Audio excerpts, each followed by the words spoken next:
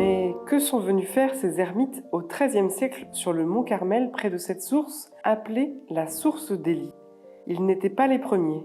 Avant eux, au Moyen-Âge, des pèlerins s'y étaient déjà installés. Qui donc était Élie pour qu'il attire ces hommes assoiffés de Dieu?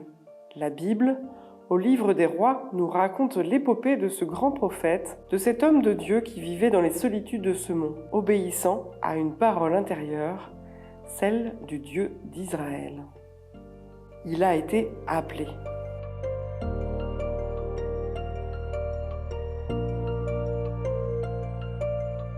La parole du Seigneur lui fut adressée. Va-t'en d'ici, dirige-toi vers l'Orient et cache-toi au torrent de Kérit, qui est à l'est de Jourdain. Tu boiras au torrent et j'ordonne aux corbeaux de te donner à manger.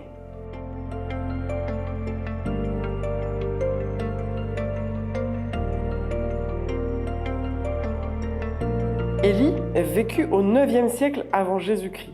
Il expérimenta la présence de Dieu de façon privilégiée et reçut de Dieu l'ordre de guérir de l'idolâtrie le peuple d'Israël. Il fit face aux faux prophètes de son temps au cours d'une rencontre mémorable sur le mont Carmel. « Réponds-moi, Seigneur, pour que ce peuple sache que c'est toi, Yahvé, qui es Dieu. » Dans un premier temps, Dieu répondit par le feu en brûlant le sacrifice d'Élie. Pourtant, ce n'est qu'après une longue prière persévérante sur le mont Carmel que Dieu accéda à la vraie demande d'Élie.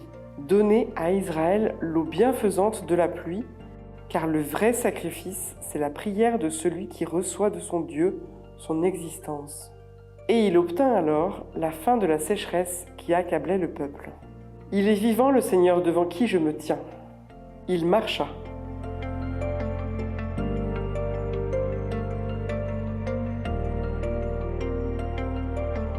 Alors, devant la colère de Jézabel, Élie prit de peur, s'enfuit au désert et pria ainsi. « C'en est assez maintenant, Seigneur, prends ma vie, car je ne suis pas meilleur que mes pères. » En réponse à sa prière, Dieu lui envoie un ange qui le console et lui donne du pain et de l'eau, pour qu'il puisse marcher 40 jours et 40 nuits jusqu'à la montagne de Dieu, l'Horeb.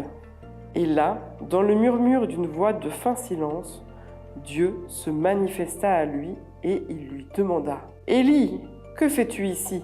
Ce à quoi Élie répondit « Je suis rempli d'un zèle jaloux pour le Seigneur, le Dieu d'Israël, car les enfants d'Israël t'ont abandonné. Je suis resté moi seul, et ils cherchent à m'enlever la vie. » Et Seigneur Dieu lui dit « Sors, tiens-toi devant Yahvé. » Et Yahvé passa.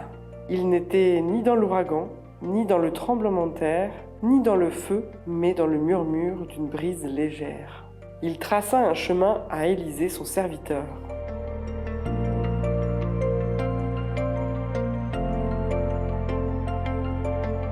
Qui reçut une double part de son esprit. L'ordre du Carmel, plus tard, a fait sien l'héritage d'Élie. Goûter d'une certaine manière en notre cœur, expérimenter dans notre esprit la force de la présence divine et la douceur de la gloire d'en haut, non seulement après la mort, mais même en cette vie mortelle, ce qui est proprement boire au torrent de la joie de Dieu.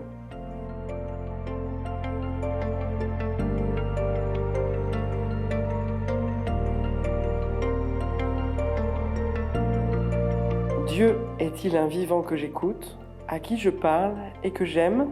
Le pape François a demandé que 2024 soit l'année de la prière pour préparer le jubilé de 2025, pèlerin d'espérance. Puisque la foi et l'espérance se tiennent la main, pour avancer sur le chemin de l'amour, de la fraternité, je peux peut-être relire l'histoire d'Élie, chapitres 17, 18 et 19 du livre des Rois, et me laisser interpeller par une parole, prendre une pause prière à un moment de ma journée.